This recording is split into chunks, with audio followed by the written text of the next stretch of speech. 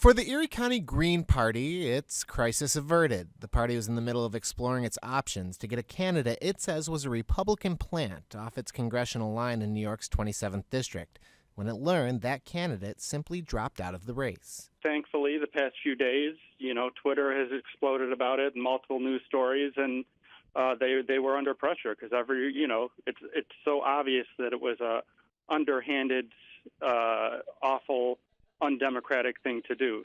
The candidate, again, is Mike Zack, a political unknown whose petitions were circulated by known GOP operatives. Right before the deadline on Monday, he officially filed paperwork with the Board of Elections declining the nomination. Obviously, when reporters are knocking at his door and calling him, he probably was like, hey, this isn't what I signed up for. Incumbent Republican Chris Collins' campaign says they knew nothing of Zack's candidacy, but Democratic challenger Nate McMurray saw it as a clear effort to siphon votes away from him. The people won, Collins zero.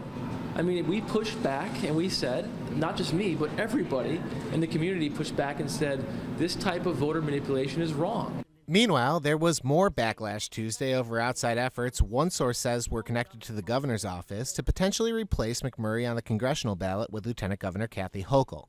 Embattled former Empire State Development official Sam Hoyt, who has been accused of sexual harassment, was reportedly one of the people who reached out to McMurray.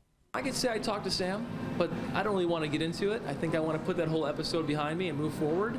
We're staying in this campaign. We're excited about this campaign. Hoyt told the Buffalo News the conversation had nothing to do with Hochul, and he didn't say it was at the behest of the governor. However, Republican gubernatorial candidate Mark Molinaro slammed Cuomo for allegedly enlisting Hoyt to help, quote, dump his loyal running mate Hochul.